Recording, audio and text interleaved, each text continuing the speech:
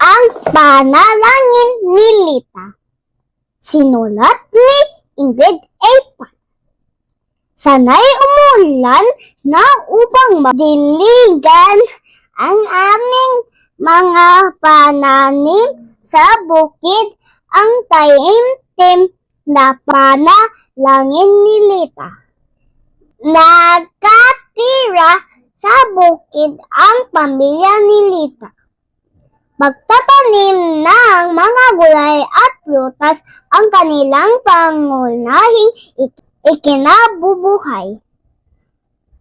Katuwang dito ang alaga nilang kalabaw at kabayo.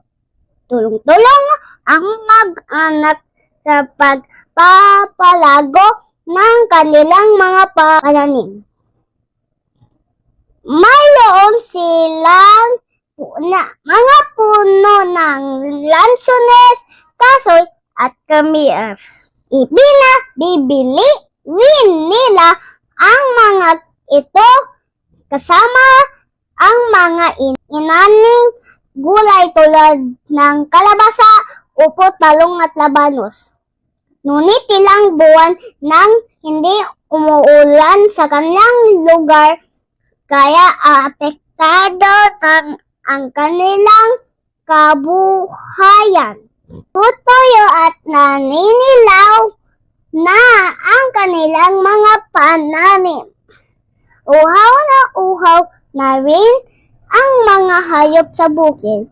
Dahil dito, tanging pagbuhos ng malakas na ulan ang panalangin ng mga tao sa kanilang lugar.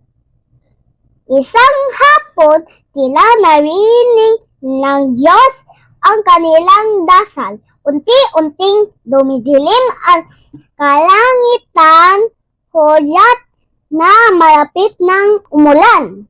Ilang sandali pa'y bumuhos na ang malakas na ulan. Nakita ni Lita ang pagngiti ng kaniyang tatay at nanay.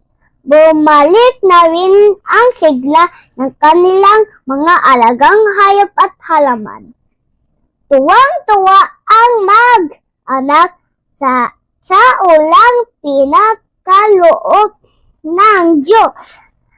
Unti-unting bumalik ang sigla ng ani na siyang pinagkakakitan ng kaniyang mga magulang. Dahil dito nabilhan si Lita ng kaniyang mga magulang ng iba't ibang kulay, Crayola, lapis, pulang laso at tsinelas na guma. Tunay nang nakatutulong ang panalangin sa bawat isa sa atin.